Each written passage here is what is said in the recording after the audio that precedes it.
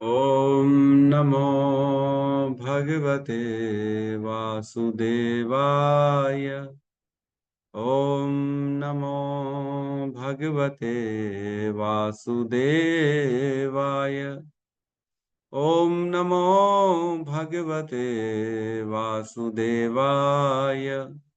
यः स्वानुभावम् अखिलं श्रुतिसारमेकम् आध्यात्मदीपम् अतितीर्षितां तमोऽन्धम् संसारिणां करुणयः पुराणगुह्यम् तं व्याससूनम् उपयामि गुरुमुनीनां। नारायणं नमस्कृत्य नरं चैव नरोत्तमं देवीं सरस्वतीं व्यासं ततो जयमुदीरये। शृण्वतां स्वकथा कृष्ण पुण्यश्रवणकीर्तिनः। हृदयन्तस्तो हि अभद्राणि विदुनोति सुहृतसताम्। नष्टप्रायेषु अभद्रेषु नित्यं भागवत सेवया भगवती उत्तम श्लोके भक्तिर्भवति नैष्टिकी। श्रवणतः श्रद्धया नित्यं गणतश्च स्वचेष्टितम् कालेन नातिदीर्घेण भगवान् विशते हृदि। कृष्णाय वासुदेवाय देवकी नंदनाय च नंदगोपकुमाराय गोविन्दाय नमो नमः। नमः पंकजनाभाय नमः पंकजमालिने नमः पंकजनेत्राय नमस्ते पंकजांग्रिये। जय श्री कृष्ण चैतन्य प्रभु नित्यानंद श्री अद्वैत गदाधर श्रीवासादि गौर भक्त वृंद। हरे कृष्णा कृष्णा कृष्णा हरे हरे, हरे राम राम राम हरे हरे। हरे कृष्णा कृष्णा कृष्णा हरे हरे, हरे राम राम राम हरे हरे। हरे कृष्णा कृष्णा कृष्णा हरे हरे, हरे राम राम राम हरे हरे। हरे कृष्णा। हरे कृष्ण प्रभु, दंडवत प्रणाम। प्रणाम प्रभु जी। हरे कृष्णा। तो हमने कल श्लोक क्रमांक 3 और 4 को लिया था, नहीं 2 और 3 को लिया था, ऐसा था ना। 2 और 3 को कल हमने श्लोक क्रमांक को लिया था। 2 में कहते हैं, पहले में फर्स्ट से ही ले लेते हैं एक बार दोबारा। पहला, दूसरा स्कंद, दूसरा अध्याय, पहला श्लोक। श्रील सुखदेव गोस्वामी ने कहा, इस ब्रह्मांड के प्राकट्य के पूर्व ब्रह्मा ने विराट रूप का ध्यान द्वारा श्री भगवान को प्रसन्न करके विलुप्त हो चुकी अपनी चेतना पुनः प्राप्त की। इस तरह से वे सृष्टि का पूर्ववत पुनर्निर्माण कर सके।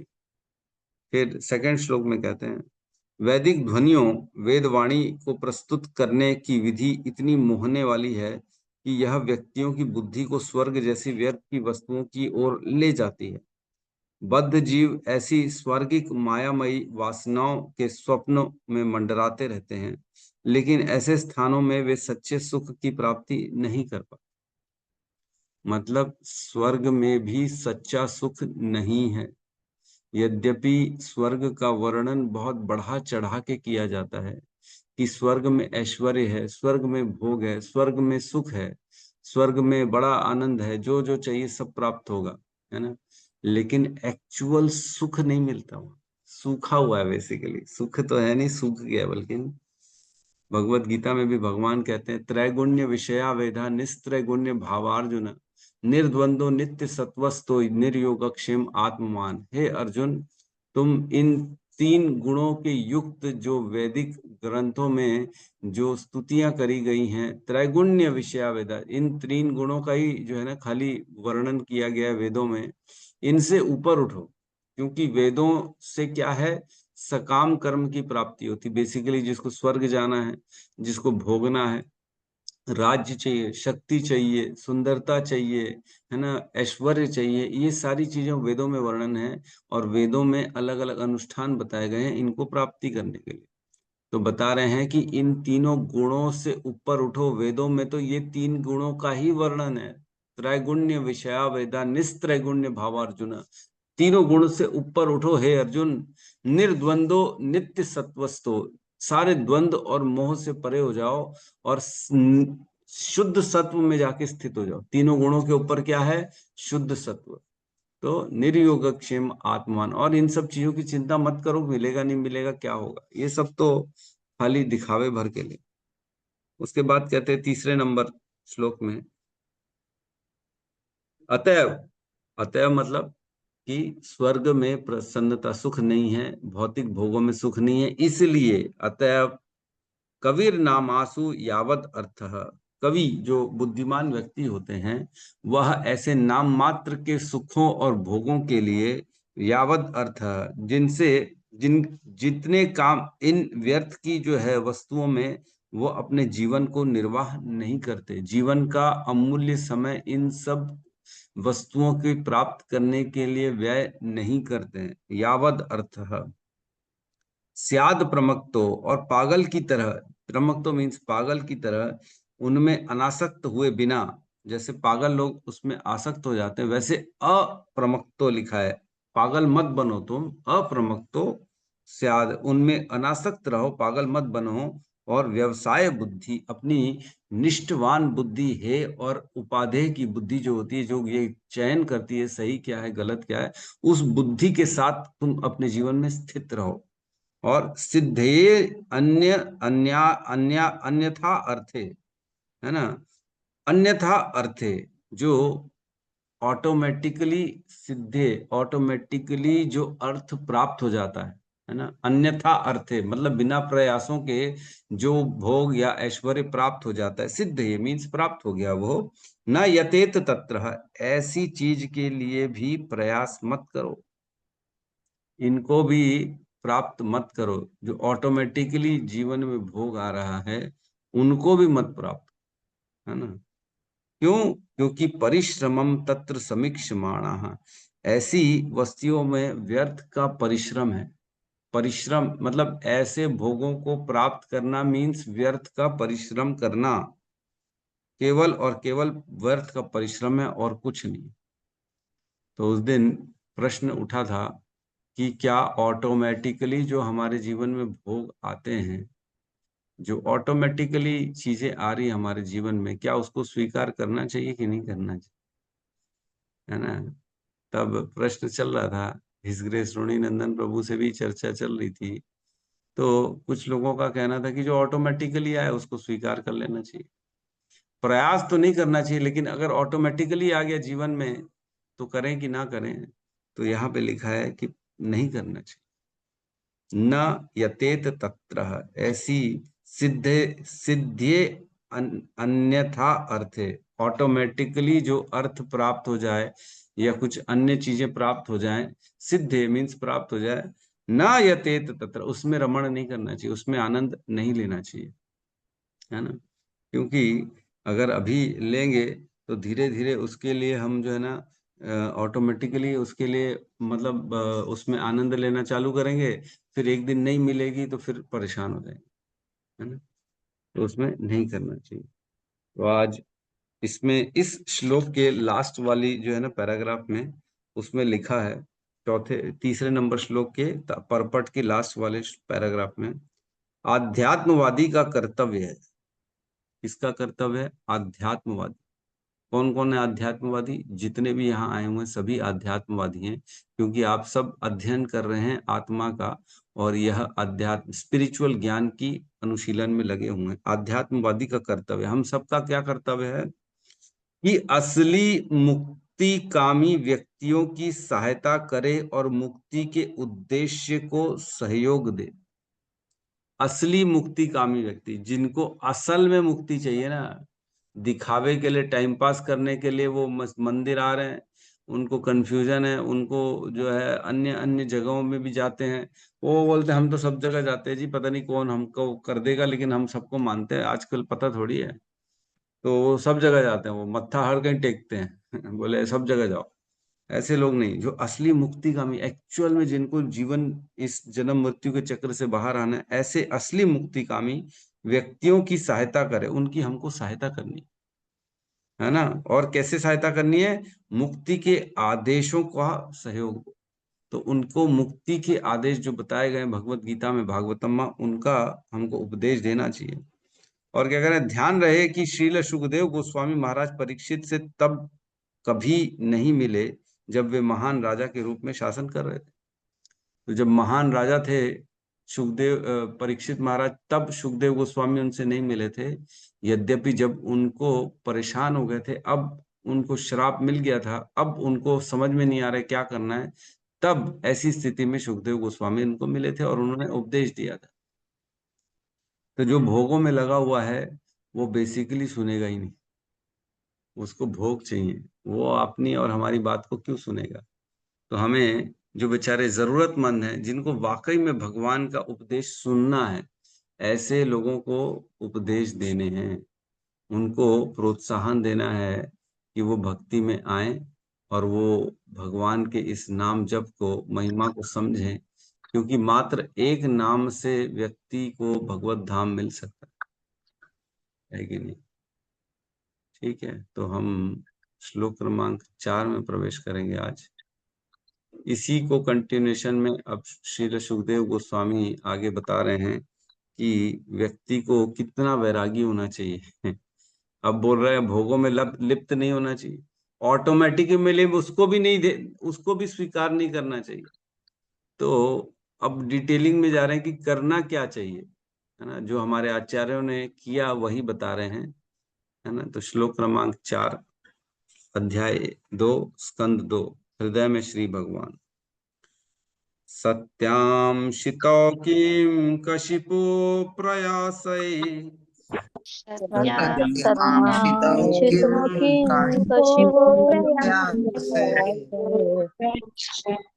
बाहौ स्वसिद्धे हि उपबर्हणे किमा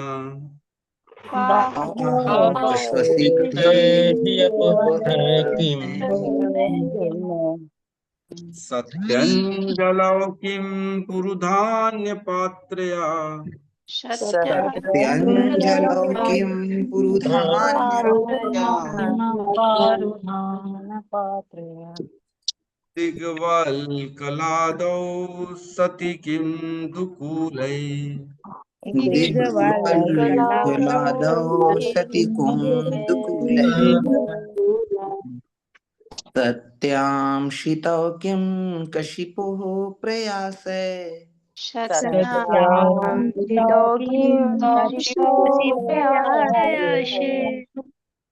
बाहौ स्वसिद्धेह्युपबर्हणः किमा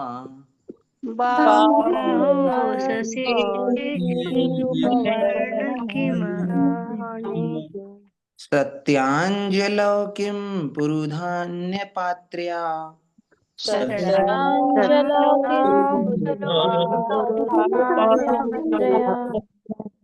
दिग्वल्कलादौ सति कुन्दुकुलः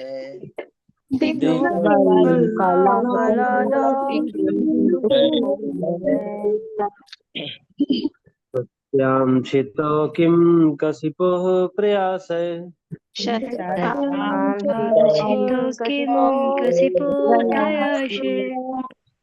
बाहो स्वसिद्धेः आपुर्हण किम्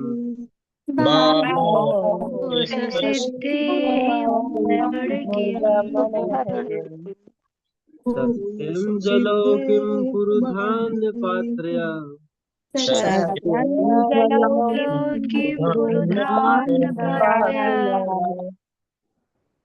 दिग्वल्कलादौ सति किं दुकूलै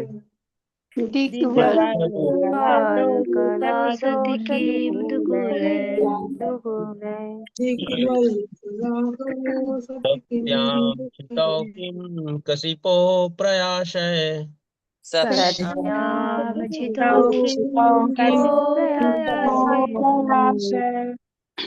बाहौ स्वसिद्धेह्युपबर्हणः किम्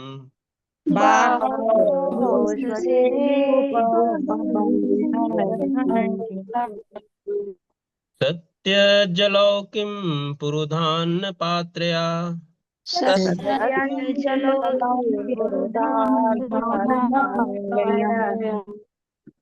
दिग्वल्कलादौ सति किं दुकूलै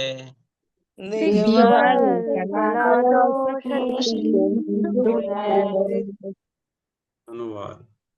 अब लेटने के लिए विस्तृत भूखंड पड़े हैं, तो चारपाइयों तथा गद्दों की क्या आवश्यकता है? जब मनुष्य अपनी बाहों का उपयोग कर सकता है, तो फिर तकिए की क्या आवश्यकता है? जब मनुष्य अपनी हथेलियों का उपयोग कर सकता है, तो विभिन्न प्रकार के बर्तनों की क्या आवश्यकता है? जब पर्याप्त ओढ़न अथवा वृक्ष की छाल उपलब्ध हो, तो फिर वस्त्र की क्या आवश्यकता है? ओम ज्ञानतिमिरन्धस्य ज्ञानांजन शलाकया चक्षुरुन्मीलितं येन तस्मै श्री गुरुवे नमः। श्री चैतन्य मनोभीष्टं स्थापितं येन भूतले स्वयं रूपः कदा मह्यं ददाति स्वपदान्तिकं। वन्देऽहं श्रीगुरु श्रीयुतपदकमलं श्रीगुरून् वैष्णवांश्च श्रीरूपं सागरजातं सहगण रघुनाथान्वितं तं सजीवं साद्वैतं सावधूतं परिजनसहितं कृष्ण चैतन्य देवं श्री राधा कृष्ण पादान् सहगण ललिता श्री विशाखान्वितांश्च। हे कृष्ण करुणा सिंधु दीनबंधु जगतपते गोपेश गोपिका कांता राधा कांत नमस्तुते। तप्त कंचन गौरांगी राधे वृंदावनेश्वरी वृषभानुसुते देवी प्रणमामि हरिप्रिय। वाञ्छाकल्पतरोभश्च कृपा सिन्धुभ्य एव च पतितानां पावनेभ्यो वैष्णवेभ्यो नमो नमः। नमो विष्णुपादाय कृष्णपृष्ठाय भूतले श्रीमते भक्तिवेदांत स्वामीति नामिने। नमस्ते सारस्वती देवे गौरवाणी प्रचारिणे निर्विशेष शून्यवादी पाश्चात्य देश तारिणे। जय श्री कृष्ण चैतन्य प्रभु नित्यानंद श्री अद्वैत गदाधर श्रीवासादि गौर भक्त वृंद। हरे कृष्णा कृष्णा कृष्णा हरे हरे, हरे राम राम राम हरे हरे कृष्ण। तो पिछले श्लोक में बताया कि भोगों में सुख नहीं है, इवन स्वर्ग की प्राप्ति में भी सुख नहीं है ना। तो इसलिए व्यक्ति को क्या करना चाहिए, जो है इन भोगों के लिए व्यर्थ अपने समय को नष्ट नहीं करना चाहिए। ऐसी चीजें तो क्या है, आनी और जानी लगी रहती हैं, इनके लिए क्या प्रयास करना। तो भोगों से विरक्त होने की यहाँ पे जो है ना विधि बताई जा रही है कि किस लेवल तक विरक्त रहना चाहिए व्यक्ति को। तो यहाँ पे इस श्लोक में सुखदेव गोस्वामी और अगले श्लोक में भी यही इसी का वर्णन करेंगे, बहुत ही गहराई में जाके वैराग्य का वर्णन कर रहे हैं। क्या कह रहे हैं? सत्याम शितौ किम कशिपो प्रयासई। सत्याम मीन्स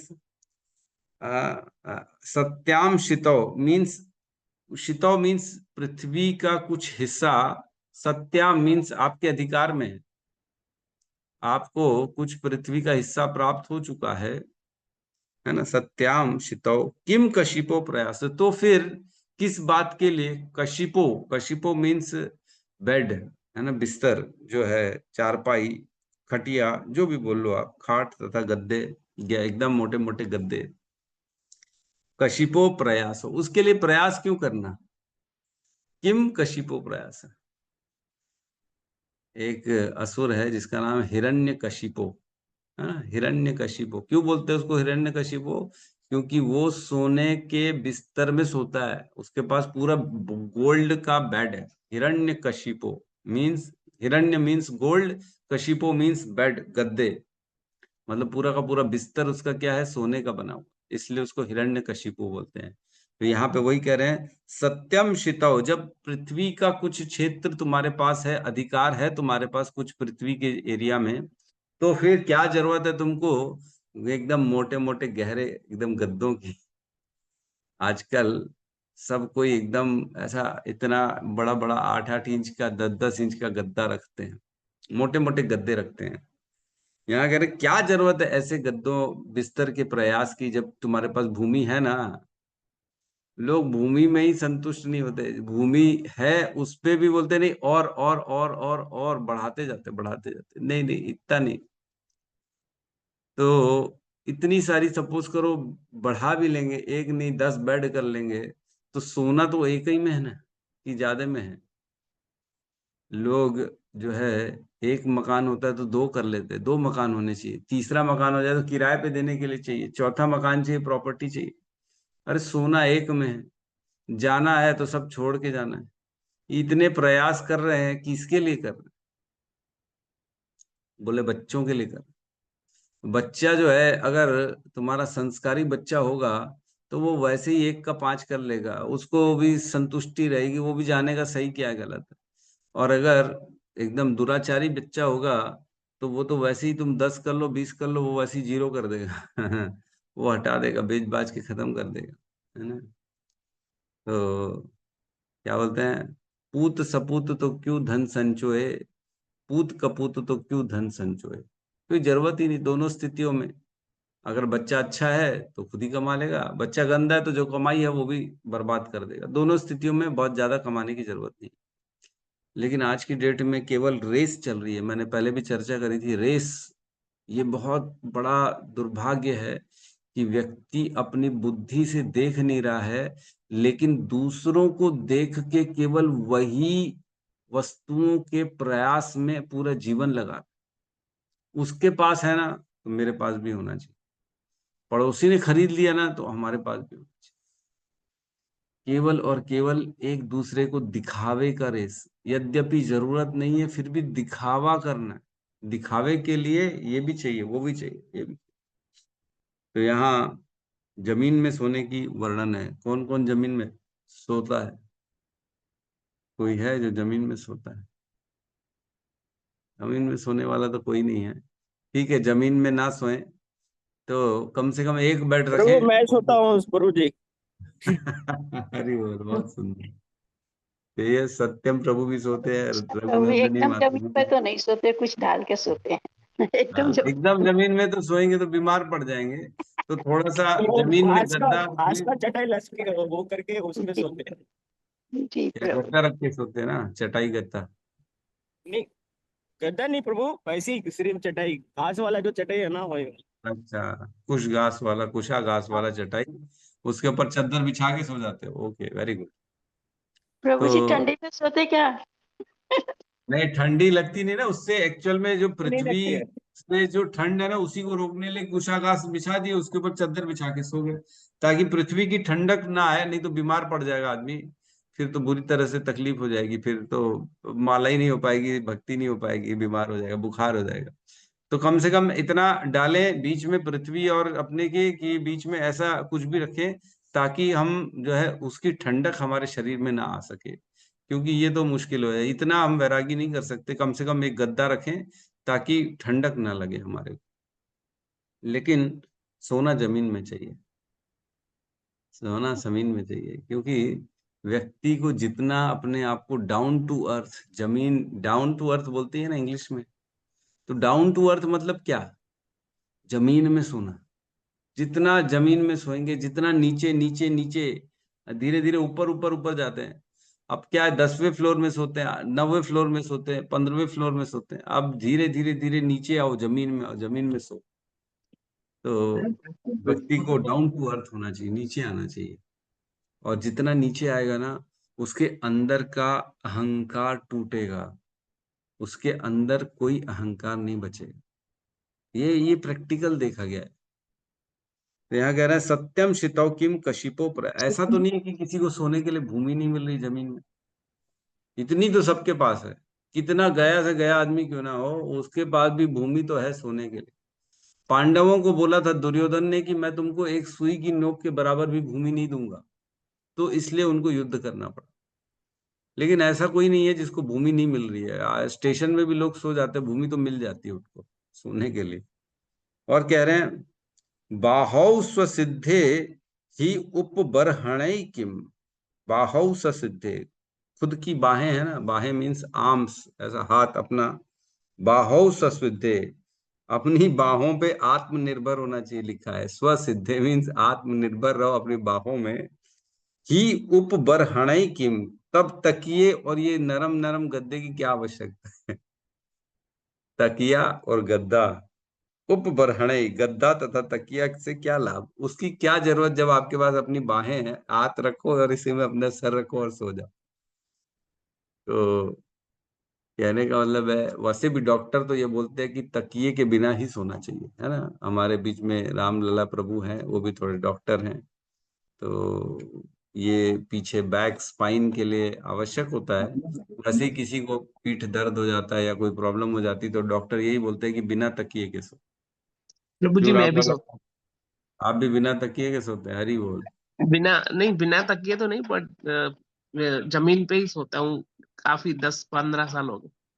हरी बोल, बहुत सुंदर, मैं तो जमीन में 10-15 सोते हैं। साल हो गए प्रभु जी बिना तकिए के सोते बाकी प्रयास कर रहे हैं प्रभु जी आपके थ्रू मैं तो खुद नहीं समझने सोता की। हूँ। मतलब ये सब सुन के और हम प्रयास कर रहे हैं प्रभु जी आगे बढ़ने की।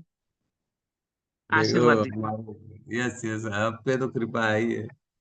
राम लल्ला प्रभु मैसेज डाल रहे हैं कि जो सर्वाइकल स्पॉन्डिलिस कौन सी बीमारी होती है, स्पॉन्डालाइसिस में रिकमेंडेड है कि बिना पिल्लो के सोना, तो बराबर है। प्रभु जी बहुत बहुत पतला पिलो रखते हैं, मेमोरी क्वेश्चन बहुत पतला ऐसे।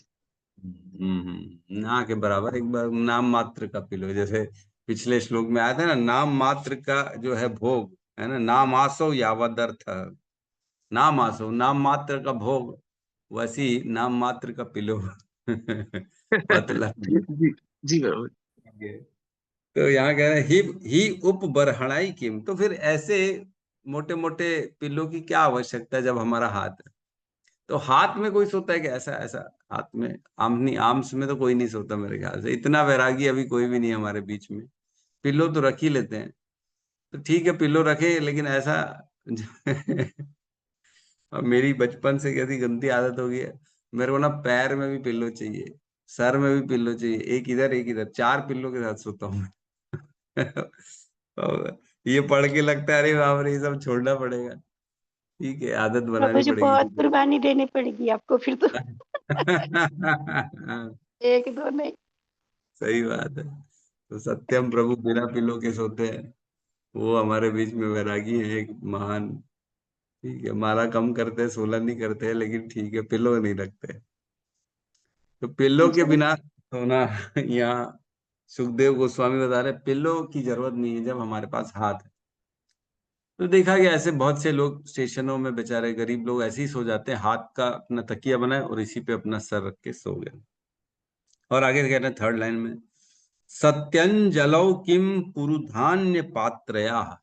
सत्यंजलौ मीन्स अपनी हाथ रूपी जो अंजलि होती है ना, सत्यम सत्यंजलौ उपस्थित है हमारे हाथ में, एक अंजलि भगवान ने दी है हथेली में, ऐसे अंजलि बना के, जिसमें हम जनरली पानी वानी ऐसे पी लेते हैं ना, पानी नल गिर रहा है तो ऐसे पानी पी लिए, तो ये हाथ की जो अंजलि होती है इसकी बात चल रही है। ये अगर है तो किम पुरुधान्य पात्रयः, तो अनेक अनेक पात्रों की क्या आवश्यक। पात्र मीन्स बर्तन, चम्मच, कटोरी, है ना, प्लेटें, अनेक अनेक आदमी इकट्ठे करता है। कुछ स्टील की इकट्ठे करेगा, कुछ बोन चाइना की का इकट्ठे करेगा, कुछ अलग अलग और प्लास्टिक की करेगा, अनब्रेकेबल करेगा, चिकनी चीनी मिट्टी की करेगा, और कौन कौन सी करेगा पता नहीं। कई लोग आजकल तो चांदी के लोग यूज करते क्रॉकरी, कई लोग आज नया नया कौन कौन सा मटेरियल आ गया उसकी क्रॉकरी ला देते हैं, है ना। बहुत सारे अलग अलग वैरायटी रखते घरों में, खुद के लिए अलग, मेहमानों के लिए अलग, और वीआईपी मेहमानों के लिए अलग, इतनी सारी क्रॉकरी यूज होती नहीं है, 6-6 महीने साल साल भर पड़ी हुई है, खोल के देखते नहीं है, उसमें जाले लग रहे हैं, उसमें कॉकरोच घूम रहे हैं दिन रात, उसकी चिंता नहीं है, लेकिन इकट्ठे करना है। तो पूर्वधान्य पात्र या ऐसे अनेक अनेक बर्तनों की क्या आवश्यकता। बेसिकली ऐसे हाथ में तो खाना नहीं खा सकते। ऐसे हाथ में कौन खाना खाता है, अपन तो अब वो नहीं कर सकते, लेकिन पहले की बात है, जो भी जैनी लोग हमारे खाते हैं, जैनी संत खाते हैं प्रभु जी। ऐसे हाथ में ऐसे अंजलि में लेके हाँ खाते हाँ हैं। जी जी, जैनी संत जो बिल्कुल नग्न रहते हैं, जैनी खाते हैं, मुनि लोग खाते हैं, उनके हाथ अच्छा में ही अच्छा, खाते हैं जी। तो ये इसमें यही इसका वर्णन किया गया कि हाथ में ही खाना चाहिए, ये प्रभु जी एक एक कार, अंजलि में। हरे कृष्णा प्रभु जी, एक कारपात्री महाराज जी थे, वो हाथ में ही खाते थे, और जैनी हाँ लोग तो खाते ही हैं, वो लोग हाथ में पराठानंद, जितना आ जाए हाँ, उतने खाते और हैं। बस वही कुशाक, बिल्कुल ऐसे ही, बिल्कुल जीवन बिल्कुल शास्त्र के अनुसार, जैनी संत तो बिल्कुल शास्त्र के अनुसार जीते हैं प्रभु जी। कोई जो वस्त्र लिखा का वही। उपयोग नहीं, कोई वस्त्र का उपयोग, नीचे बिल्कुल ऐसे ही, बिल्कुल हाँ, वो पूरा जी। अगली लाइन में वही आपको जैनियों के बारे में ही वर्णन है, अगली लाइन में उनकी ही चर्चा चलने वाली है अच्छे से। जी पर तो प्रभु जी यहाँ हाथ में जितना आएगा उतना ही खा सकते हैं ना, उसके बाद नहीं खा सकते, ज्यादा भूख रहेगा। वहाँ भी ऐसा कहा भी गया, कुछ हमारे आचार्य और जो है ना कुछ अनेक भक्त हुए जो जो भिक्षाटन करके जीवन जीते थे, एक बार एक अंजलि में जितना खाना आ जाता था ना भिक्षा में, बस उतना लेते थे, उससे ज्यादा जैन संत मांगते भी नहीं थे किसी से, प्रभु जी, जैन जरूरत भी संत नहीं थी यही उनको। करते, जैन संत यही करते। हाँ, तो ये यही हमारे शास्त्रों में एक लिखा गया है एक अंजलि जी। कि एक बार जो अंजलों में आ जाओ, जितना एक बार आए बस उतना ही हमारा। एक्चुअल में क्या है, जो पेट है ना हमारा और अंजलि, ये दोनों समान रूप से एक ही उसका बने हुए हैं कि जितने अंजलि में आता है अन्न उतना ही पेट में जाता है बेसिकली। हाँ, वो उससे ज्यादा proportionate। जरूरत भी नहीं है, लोग अननेसेसरी ठूसते रहते, भरते रहते अपने पेट को, ये भी खा लो वो भी खा लो, लेकिन जरूरत नहीं है उसकी। तो एक बार में जितना गेहूं चावल लोग भिक्षाटन करते थे उसी को पकाते थे और उसी को खाते थे, बस उससे ज्यादा नहीं खाते थे। तो नंगे यहाँ क्या पैर है माने। नंगे जी। पैर चलते प्रभु जी, कुछ भी उपयोग नहीं करते, उनका देखने लायक चीज हाँ। नहीं, बड़ा त्याग। जी। पेट को गुल्लक बना दिया है, जो मिले वो भरो, उठता भी ठीक है, हम आगे बढ़े। आप लोगों की परमिशन हो तो आगे बढ़े। नहीं। सत्यांजलो की गुरु धान्य यात्रा। तो बेसिकली हमको ये सब बहुत ज्यादा इकट्ठा नहीं करना चाहिए सामान, ये बड़ी बड़ी थाली प्लेट चम्मच कोई मतलब नहीं। मैंने देखा है जैसे हिज ग्रेस प्रशांत मुकुंद प्रभु, वो अपनी ना प्लेट एक ही रखे हुए हैं और वही लेके चलते अपने साथ, वही लेके जैसे रायपुर आएंगे तो वो उनकी प्लेट आएगी उनके साथ, उसी में वो खाना खाएंगे पकाएंगे, मतलब पकेगा और उसी में पाएंगे बस। तो वे बेसिकली एक व्यक्ति को एक थाली से ज्यादा जरूरत ही नहीं है। क्या जरूरत, एक थाली से ज्यादा में खाते हैं क्या हम? नहीं। एक थाली दो कटोरी एक चम्मच, चम्मच की तो वैसे आवश्यकता नहीं, हाथ से खाना चाहिए। एक थाली दो कटोरी बस, इससे ज्यादा व्यक्ति को चाहिए भी नहीं। लेकिन सोचो कितना कितना इकट्ठा कर रहा है, 10 10 20 20 इकट्ठे कर रहा है। क्या सोच रहे कोई आए? अच्छा, आजकल कोई चाहता भी नहीं कि वो आए। गेस्ट की सेवा करना तो कोई पसंद ही नहीं कर रहा। अरे 10 10 लोग आएंगे, कौन बनाएगा, कौन खाएगा, कौन उनकी सेवा करेगा? अरे भैया इससे अच्छा छोड़ो, घर में ताला लगाओ, हम ही बाहर चले जाते, तो बेचारे आएंगे तो ताला देके वापस चले जाएंगे। खुद ही गायब हो जाते हैं अपने घर से। नहीं चाहिए गेस्ट हमारे को, बोले हम ही गेस्ट बन जाएंगे किसी और के जाके। तो आजकल सेवा करना बड़ा मुश्किल हो गया है, और किचन में बनाना पकाना खाना खिलाना ये बहुत मुश्किल हो गया, आजकल कोई पसंद नहीं कर रहा। लेकिन वो जमाना अलग था, ये पहले की बात चल रही है। करना चाहिए, वैसे वैष्णव आए जो भी भक्त आए तो उनकी सेवा करना चाहिए, उनको खिलाना चाहिए अच्छे से बिठा के प्रॉपरली। ये हमारी धर्म है, सनातन धर्म यही सिखाता है। ठीक है, अगली लाइन पढ़ते हैं। दिग्वल्क लादौ सती किम दुकूलय। दिग्वल्क लादौ, है ना। दिग मीन्स जो दिगंबर होता है ना, एकदम खुले जो चलते हैं, जैसे माता जी ने अभी चर्चा करी, जैनी जो होते हैं दिगंबर ही होते हैं, जो वो बिना वस्त्रों के चलते हैं। दिग मीन्स कुछ नहीं, खाली एकदम जीरो, बिना वस्त्र के, नग्न अवस्था में। तो ये जैनी लोग करते हैं, बाकी तो कोई नहीं करता। लेकिन कुछ कुछ ऋषि मुनि हैं अभी भी जो करते हैं, जो तपस्या में लगे हुए हैं हिमालयों में और अन्य अन्य गुफाओं में, वो इसको फॉलो करते हैं अभी भी, वो वस्त्र नहीं डालते। इवन हमारे यहाँ भी जब भगवान के ऑल्टर के अंदर जाना रहता है ना, तो ऐसे वस्त्र होने चाहिए जो सिले हुए ना हो। रॉ वस्त्र आप पहन के जा सकते हो, उसमें स्टिचिंग विचिंग और ये अपना जो है सुंदरता बढ़ाने के कोई भी कार्य नहीं होना चाहिए। धोती और ऊपर से उत्तरी पहने, कोपिन पहने और निकल पड़े। दिग्वल कलादो या फिर दिगंबर होना चाहिए, या फिर वल कलादो मीन्स वृक्ष की छाल है ना, या तो नग्न या तो वृक्ष की छाल, ये दो है। तो सती किम दुकूल है, तो फिर किस बात के लिए तुम वस्त्र पहन रहे हो? अब आज हम ये बोल नहीं सकते कि भैया निर्वस्त्र होके घूमो। कल से बेचारे इस ग्रेस गौतम बुद्ध प्रभु जॉब में जाएंगे, अगर ऐसे जाएंगे वृक्ष की छाल पहन के तो उनको घुसने भी नहीं। क्यों मना करा रहे? ये क्या तरीका है? ऐसे कोई आता है क्या? ये कोई जॉब कर रहा है तुम्हारे को? तो वृक्ष की छाल कह रहे हैं, अगर वृक्ष की छाल है तो फिर वस्त्र की क्या जरूरत? और जब तुम दिगंबर घूम सकते हो तो वस्त्र की क्या आवश्यकता है? दो चीजें कह रहे हैं यहाँ। तो ये एक्चुअल में ना हमारे जो आचार्य हुए हमारे जो छठ गोस्वामी हुए उन्होंने जीवन ऐसे ही जिया, एक कोपिन में बस उन्होंने जीवन जिया। सनातन गोस्वामी ने, रूप गोस्वामी ने कोपिन बस पहने, अपने जो गुप्त अंग है उनको ढका बस, और कुछ नहीं, बाकी शरीर खुला चल रहा है, ऐसे ही चल। तो ये वैराग्य की पराकाष्ठा है। बेसिकली कुछ भी नहीं चाहिए व्यक्ति को। इवन हमने देखा सुखदेव गोस्वामी, उन्होंने एक वस्त्र भी नहीं रखा था अपने अंग में, ऐसी निर्वस्त्र होके वो पूरे पृथ्वी में भ्रमण कर रहे। तभी तो बच्चे और स्त्रियां उनके पीछे पीछे दौड़ रही थी। हमने बड़ा दौड़ दौड़ के आ रहे, वो बेचारे उनको छेड़ रहे, वो बेचारे कपड़े नहीं पहने तो उनको छेड़ रहे बच्चे और माताएं। तो फिर जैसे ही इस सभा में पहुंचे, जब उन्होंने देखा कि समस्त राजा ऋषि महान मुनियां बैठे हैं, तब वो जो है सब बच्चे और स्त्रियां उनको छोड़ के चले गए। तब सुखदेव गोस्वामी को इन सब ने प्रणाम किया और उनको ऊंचा आसन दिया बैठने के लिए। और वो कौन थे? नग्न अवस्था में थे, उन्होंने वस्त्र धारण नहीं किए थे, दिगंबर थे। इसीलिए तो कहा ना, पूरी पृथ्वी में ऐसे लोगों को कुछ चाहिए ही नहीं, उनकी जरूरत ही नहीं है। न वस्त्र चाहिए, न क्रॉकरी चाहिए, न प्लेट चम्मच कटोरी चाहिए, न उनको जो है सोने के लिए बिस्तर चाहिए, न तकिया चाहिए। एक पोटली बांधी, अपना कमंडल लिया और आगे चल पड़े। यही तो सिखाया जाता है। हमारे इस्कॉन में भी यही सिखाया जाता है, ब्रह्मचारी हो सन्यासी हो, केवल 2 जोड़ी बस, उससे ज्यादा रखना ही नहीं, 1 2 और 1 पेन हो, उसी को लेके निकल पड़े। एक बैग छोटा सा झोली में, एक वस्त्र डाला और निकल पड़े, जहां जाना जाओ, कुछ जरूरत ही नहीं इससे ज्यादा, क्या मतलब। तो बेसिकली हम सब फंसे पड़े हुए हैं बढ़ाने में, ये भी चाहिए वो भी चाहिए, वस्त्र, बेड, ये बेड वो बेड। आजकल तो ये हो गया, मेरे को मेरे बेड के बिना नींद नहीं आती, ऐसा सब कहते हैं, है ना। हमारा बिस्तर है तभी नींद आएगी भैया। अरे इतनी आसक्ति हो गई अपने बेड से कि छोड़ ही नहीं पा रहे अपना बेड। हमारे सनातन गोस्वामी, रूप गोस्वामी, एक पेड़ के नीचे 2 रात नहीं सोते थे। क्यों? आसक्ति हो जाएगी उस पेड़ से। एक ही पेड़ के नीचे सोएंगे तो लगेगा अब ये परमानेंट, ये ठीक है एरिया, हम यहीं पे सोएंगे।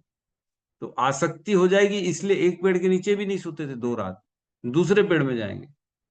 और हम ढूंढ ढूंढ के वापस अपने बेड पे ही आते, नहीं हमको सोना तो अपने बेड पे, ये मेरा बेड है, इसमें तू कहां से आ गया।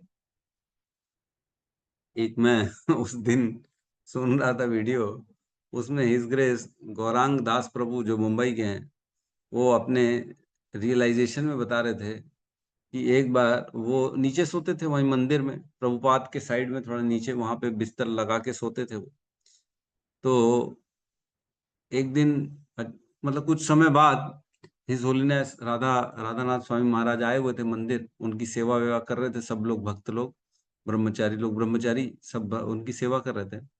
तो फिर वो रात को जब सोने का टाइम आया, तब वहीं अपनी जगह में जहाँ वो रोज सोते थे प्रभुपाद के साइड में, वहां गए और वहां देखा तो वहां तो कोई और सो रहा है। तो उनको हिलाने लगा, ए कौन है तू, मेरी जगह में सोता है। तो जब उनको उठाया तो बोले हिज होलीनेस, मैं कौन हूँ? राधानाथ स्वामी महाराज।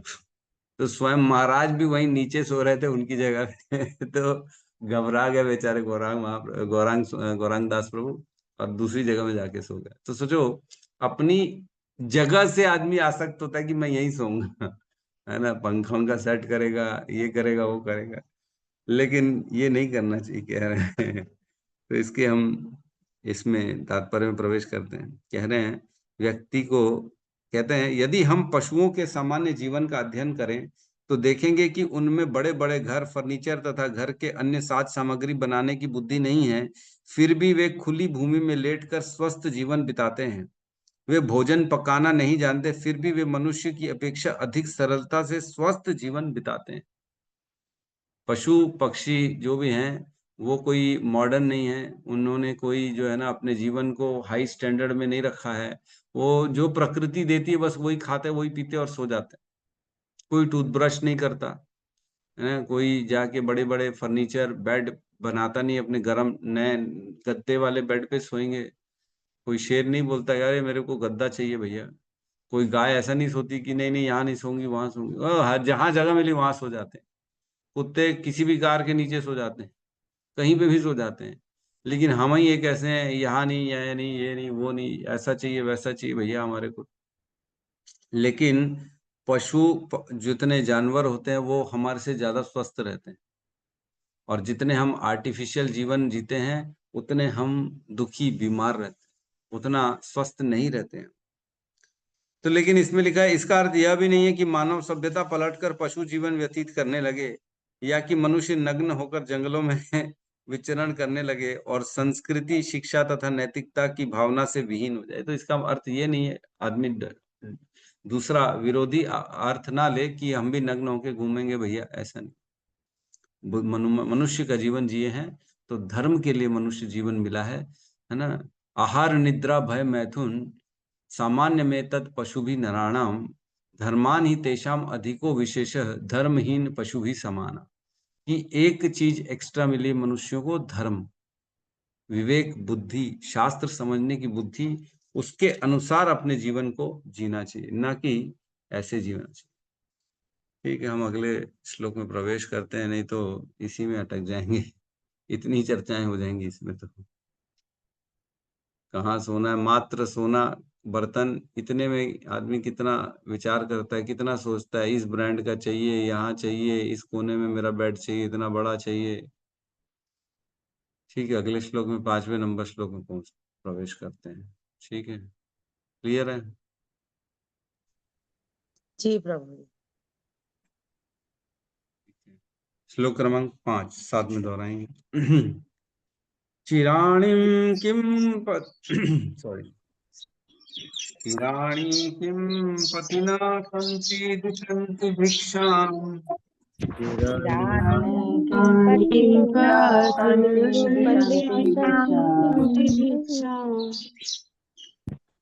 नैवाङ्घ्रिपापभृतः सरितोऽप्युष्ण्यन्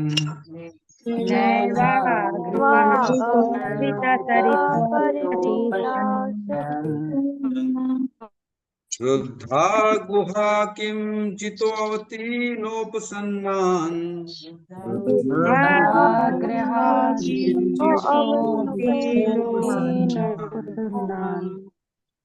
तस्माद् भजन्ति कवयो धन दुर्दमन्धान्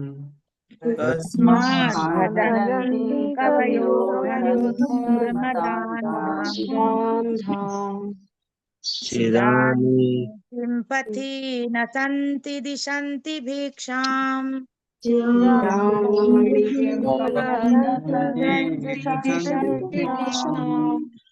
नैवाघ्रिपः परभृतसरितोऽप्यशुष्यन्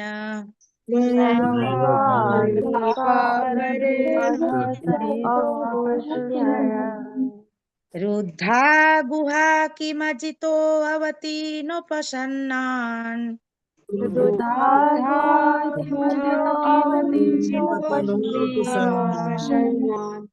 तस्माद् भजन्ति कवयो धन दुर्मदान्धान्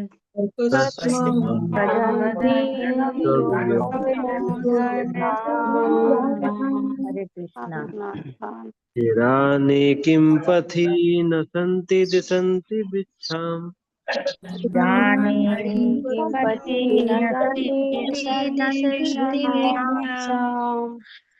नैवाङ्घ्रिपः परभृतः सरितोऽप्यशुष्यन्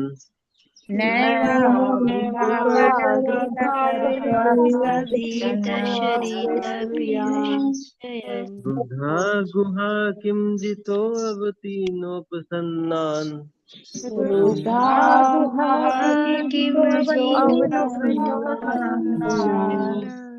तस्माद् भजन्ति कवयो धन दुर्मुधान्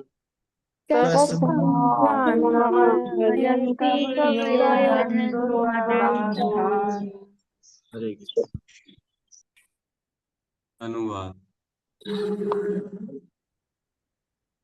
क्या सड़कों पर चिथड़े नहीं पड़े रहते हैं? क्या दूसरों का पालन करने के लिए जीवित रहने वाले वृक्ष अब दान में भिक्षा नहीं देते? क्या सूख जाने पर नदियां अब प्यासे को जल प्रदान नहीं करती? क्या अब पर्वतों की गुफाएं बंद हो चुकी हैं? या क्या अब सबसे परे सर्वशक्तिमान भगवान पूर्ण शरणागत आत्माओं की रक्षा नहीं करते, तो फिर विद्वान मुनिजन उनकी चापलूसी क्यों करते हैं, जो अपनी गाढ़ी कमाई की संपत्ति के कारण प्रमत्त हो गए। तो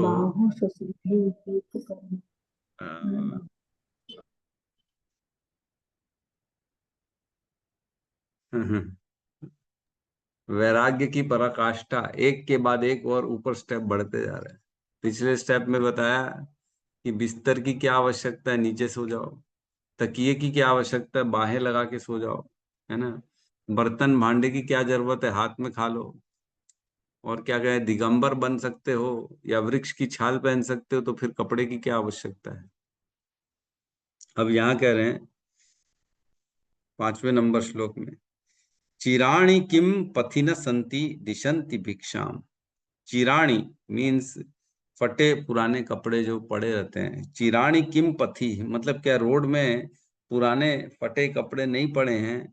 न संति क्या नहीं है, रोड में पुराने सड़े फड़े कपड़े क्या नहीं हैं, जो है हम तो कपड़े के लिए क्यों मेहनत कर रहे हो बेसिकली। तो ठंड अगर लगे, बेसिकली कह रहे हैं, अगर कपड़े, भाई आप बता रहे हो कि कपड़े नहीं पहनो, केवल जो दिगंबर बन के घूमो, तो अगर ठंड लग जाए तो कह रहे हैं ठीक कोई बात नहीं, अगर ठंड लगे तो आपके पास रोड में तो कपड़े पड़े हुए हैं ना कहीं किसी का भी उठा के अपना कपड़ा ओढ़ लो, क्या दिक्कत है। तो एक्चुअल में इस वर्ड का कहना यह है कि जो है केवल कोपिन बनाने के लिए वस्त्र तो मिल जाते हैं आराम से, कोई भी दे देता है, बस उतना अंग वस्त्र ढको और अपने काम पे लगो। क्या जरूरत है लंबे चौड़े कोट पहनने की, लंबे चौड़े वस्त्र ऐसे पहनते हैं लोग, डिजाइनर कपड़े पहनते हैं आजकल। मेरा कपड़े में ये होना चाहिए, ये ब्रोश, ये ब्रांड, ये कॉलर ऐसा, ये कलर, ये 4-5 के डिजाइन, अंदर शर्ट बाहर कोट, ऊपर नीचे ये वो, बाप रे। तो कह रहे ये सब की क्या आवश्यकता है, रोड में तो कपड़े पहने पड़े हुए हैं, तुमको वस्त्र पहनने हैं तो केवल रोड से उठाओ और ढक लो अपने शरीर को। और कह रहे हैं दिशंति भिक्षाम नैवांग्रिपा परभृतः। तो इसमें कह रहे हैं क्या दान नहीं देते, दिशंति भिक्षाम क्या दान नहीं दे रहे हैं, कौन नहीं दे रहे हैं, नैवांग्रिपा परभृत्य, वृक्ष जो है जो नहीं नैव अंग्रिपा, जो वृक्ष जो होते हैं, जो अंग्रिपा मीन्स अपने पैरों से पीते हैं। अंग्रिपा, अंग्री हम बोलते हैं नमस्ते पंकज आंग्रिये, जो मतलब आंग्री मीन्स पैर, पंकज मीन्स कमल, नमस्ते हे कृष्ण आपको प्रणाम है जिनके पैर कमल के समान। तो यहाँ कह रहे हैं अंग्रिपा मीन्स जो पैरों से पीते हैं। तो अंग्रिपा मीन्स जो पैरों से क्या पीते, पानी पीते, वृक्ष पैरों से ही पीते ना अपने, तो उनको वृक्ष कहा गया। अंग्रिपा मीन्स वृक्ष यहाँ पे। तो क्या वृक्ष जो है पर भृतः, दूसरों को देना बंद कर दिया उन्होंने फल फूल को।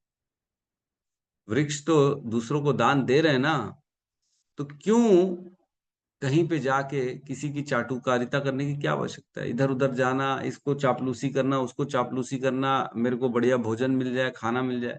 अरे वृक्ष तो फोकट में दे रहे हैं, क्या वृक्षों ने दान देने से मना कर दिया अपने फलों को, तुमको नहीं देंगे।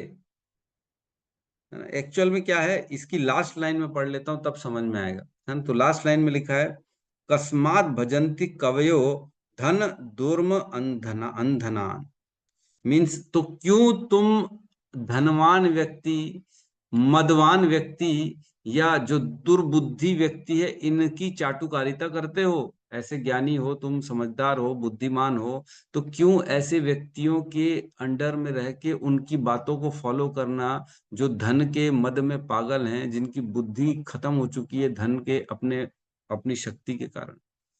तो जॉब करना बेसिकली ऐसे व्यक्ति के पास, या ऐसे नेता के अंडर में रहना जो पागल है, उसके जबरदस्ती लोग आ रहा हमारा नेता कैसा हो, ऐसा हो ऐसा हो, वो है पागल।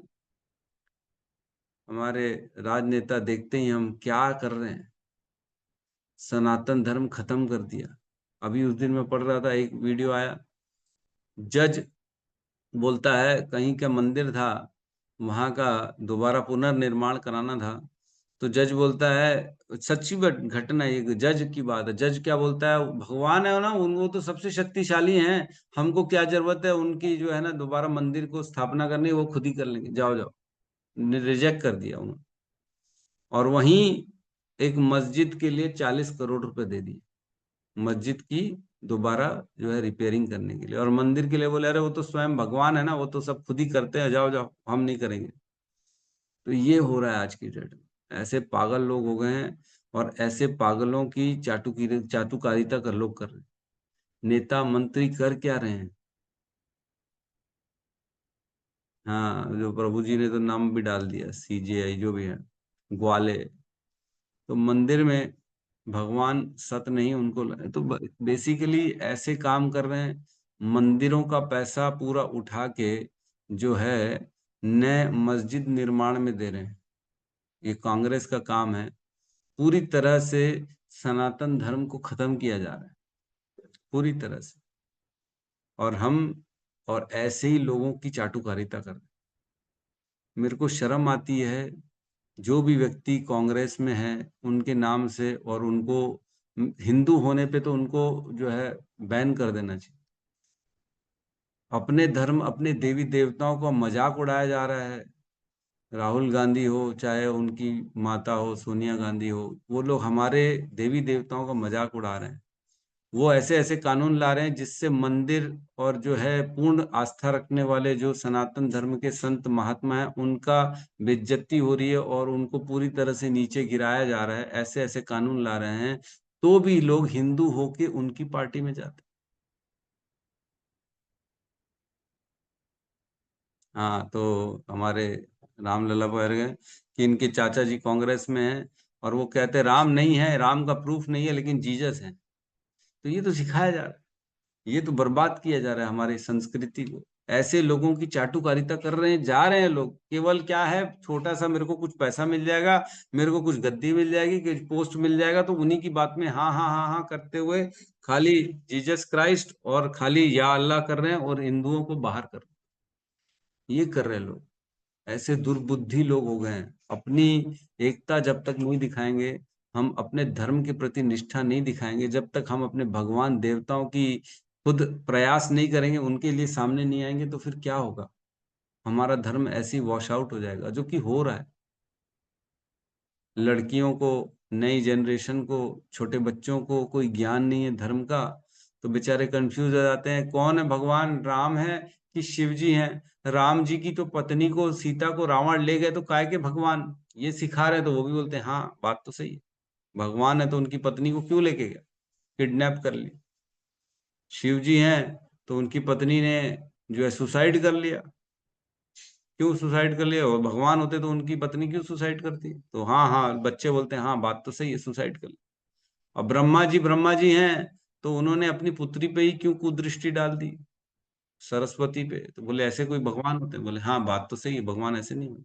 तो कहने का अर्थ ये, हमारे बच्चे, हमारे जो आने वाली जनरेशन है, उनको कोई ज्ञान नहीं है, और हम इसके लिए जिम्मेदार हैं, क्योंकि हम उनको ज्ञान नहीं दे पा रहे हैं, और इसका फायदा उठा रहे हैं दूसरे धर्म संप्रदाय के लोग। उनका बुद्धि ब्रेन वॉश कर रहे हैं, और उनको सिक्युलर बना रहे हैं। अरे सभी सभी को आने दो, सभी को आने दो।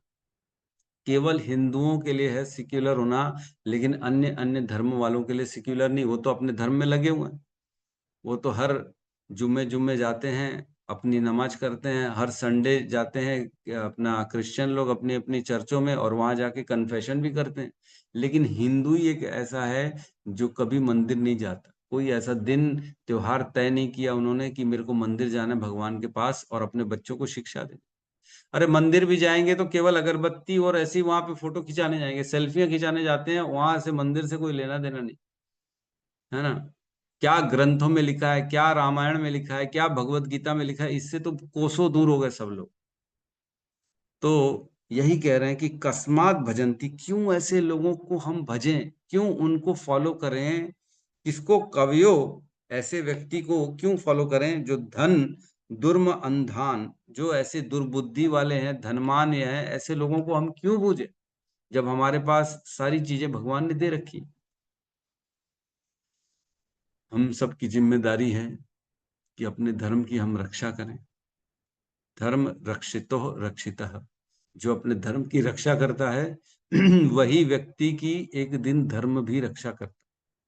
लेकिन जो अपने धर्म के प्रति निष्ठावान नहीं है, धर्म उसको कुछ नहीं देगा और एक दिन वो धर्म के कारण ही वो उसका पतन हो जाएगा, क्योंकि उसने धर्म को कभी रिस्पेक्ट नहीं किया। आज हम देखते हैं धर्मांतरण हो रहा है, इतना इतना धर्मांतरण हो रहा है। यूट्यूब में ऐसे ऐसे लोग रील बना के डालते हैं कि क्या बताएं। बोले सीमाएं तो केवल देशों में होती हैं, दिलों में नहीं होती हैं, क्या हिंदू क्या मुसलमान सब एक हैं। इस तरह के वीडियो डालते हैं। ऐसा थोड़ी, वो हमको मार रहे हैं और हम जो है उनको जो है भाई और बहन का दर्जा दे रहे हैं। ये गलत बात है।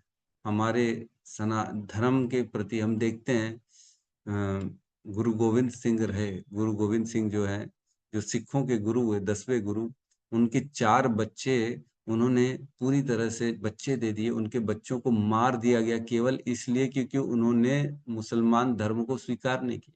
छोटे 4 बच्चे, 2 जो छोटे वाले थे उनको तो दीवारों में चुनवा दिया, बस अंदर रखा और चारों तरफ दीवार बना के खत्म। क्या होगा उनका? बुरी तरह से मारा गया। हमारे पुराने जो राजा थे, जो मराठा थे, जो इतने महान महान योद्धा थे, छत्रपति शिवाजी थे, इन सब के साथ कितना गलत हुआ। मुसलमानों ने कितना, जो ये आए मुगलों ने इतना अति किया, उनके घरों की स्त्रियों के साथ शोषण किया, इतने गंदे क्रूर काम किए उन्होंने स्त्रियों के साथ, जिसकी सुनेंगे तो हमारे रोंगटे खड़े हो जाएंगे। इतना गंदा काम किया, दरिंदगी करी गई है, दरिंदगी। तो ब्राह्मणों के जनेऊ उतारे गए, बहुत कुछ, बहुत गंदगी हुई। मतलब इतना गलत किया गया। औरंगजेब ने इतना अति किया, इतने लोगों का नरसंहार किया उसने, कि जो अगर हमारे कुरान को नहीं मानेगा, जो अल्लाह को नहीं मानेगा, उन सब का कत्लेआम किया उन्होंने। लाखों लाखों लोगों को मार दिया। और हम क्या कर रहे हैं? उनके बलिदान को आज की डेट में स्वीकार कर रहे हैं। हम उन्हीं से ही सब काम करते हैं, उन्हीं को फॉलो करते हैं, उन्हीं को अपना जगह देते हैं, उन्हीं को सब करते हैं। क्या चल रहा है आज? ये लोग हमारे साथ जो है, हिंदुओं के साथ खास तौर से, सब कोई एक्चुअल में हिंदू को ही पीछे पड़ा हुआ है। चाहे क्रिश्चियन हो, चाहे मुस्लिम हो, उनको हिंदू से ही दुश्मनी, और किसी से नहीं। हिंदू हिंदू ना रहे, बस यही चाहिए उनको। देखते देखते हिंदुस्तान में भी अभी स्थिति खराब हो गई, बहुत स्थिति खराब हो गई है। अभी अभी से ही लोगों को अपने घरों में डर है। बहुत सारे ऐसे जो सेंस अभी देखे, जैसे कलकत्ता के पास कौन सी जगह थी जहाँ पे रातों रात बेचारे हिंदुओं को भागना पड़ा। हिंदुस्तान की बात है, इंडिया की बात है, सभी हिंदुओं को छोड़ के भागना पड़ा। क्यों? क्योंकि वहां पे मुसलमान बहुल हो गया, वहां मुसलमान बढ़ चुके हैं। अब हिंदुओं को लोग रहने नहीं देंगे। धीरे धीरे पूरे हिंदुस्तान में यही होने वाला। क्यों हो रहा है? क्योंकि हम अपने धर्म से दूर हैं, हम अपनी संस्कृति से दूर हैं, अपने देवी देवताओं की शरण में नहीं, उनके लिए खड़े ही नहीं हो पा रहे हम। केवल मैं और मेरा परिवार धन के लिए कुछ भी कर दे रहे हैं।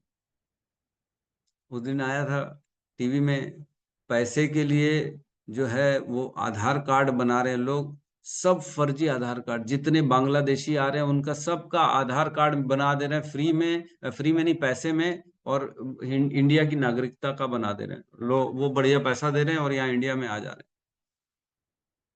धीरे धीरे क्या होगा? ऐसे में हम ही अपने घर में सेफ नहीं रहेंगे धीरे धीरे। तो हमको क्या करना है? अपने धर्म के प्रति, अपने देवताओं के प्रति, अपने भगवान के प्रति, अपने धर्म, अपने शास्त्रों के प्रति समर्पित नहीं रहेंगे तो हमारा हाल ऐसे ही हो जाएगा, एक दिन बहुत बुरा हो जाएगा। तो निष्ठा रखें अपने धर्म पे। यहाँ क्या, नैवांग रिपा पर भृत्य, अपने भगवान, अपने जो पैर में जल पीने वाले जो वृक्ष हैं वो क्या दान देना बंद कर दिया उन्होंने, जो हम ऐसे लोगों की जो है चाटुकारिता करें। फिर कह रहे हैं सरितो अप्यशुष्यान, मीन्स क्या नदियों ने जल देना बंद कर दिया? क्या नदियां सूख गई हैं जो हम ऐसे लोगों की चाटुकारिता करें? सब चीज को जोड़ना कहाँ है? ऐसे लोगों की चाटुकारिता करें जो धन के प्रति, अपनी दुर्बुद्धि के प्रति पागल हैं। अपने ऐसे लोगों के लिए हम क्यों इनकी शरण में क्यों जाएं? जब नदियां पानी दे रही हैं तो उनके लिए पानी के लिए उनके पास क्यों जाएं? फिर क्या रहेगा ना, रुद्धा गुहा, क्या गुफा बंद हो गई है? गुफाएं हैं ना रहने के लिए, तुम क्यों मकान की अभिलाषा कर रहे हो और ऐसे लोगों की चाटुकारिता कर रहे हो? तुमको बड़े बड़े मकान चाहिए, इसलिए तुम ऐसे लोगों के पास जाते हो उनकी शरण में। और क्या करें, किम जीवतो अवति नो अपसन्ना, क्या भगवान रक्षा करना बंद कर दिए हैं? क्या भगवान उनके आश्रित लोगों की रक्षा नहीं करते जो ऐसे लोगों की चाटुकारिता कर रहे हो? हर चीज को आखिरी लाइन से जोड़ के देखना है। ऐसे लोगों की क्यों चाटुकारिता करें जो भगवान को नहीं मानते, जो धर्म को नहीं मानते, जो शास्त्रों को नहीं मानते, लेकिन केवल उनके पास धन और शक्ति है इसलिए हम उनकी शरण में जा रहे हैं और जो वो बोल रहे हैं हम मान रहे हैं। क्यों? क्योंकि हमको भी धन चाहिए, लालच है। मेरे पास ज्यादा पैसा हो, मेरे पास बड़ी गाड़ी हो, मेरे पास बड़ा घर हो, इसलिए हम उनके पास जा रहे हैं। ये कह रहे हैं यहाँ पे। तो भगवान सबकी रक्षा करते हैं। जब शिशु माँ के गर्भ में आ जाता है तो उनकी रक्षा कौन करता है?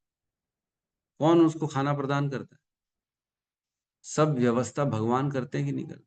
जब बच्चा बाहर इस संसार में आ जाता है तब बच्चे की खाने की व्यवस्था कौन करता है? ऑटोमेटिकली माँ के स्तनों में दूध आ जाता है। ये कौन करता है?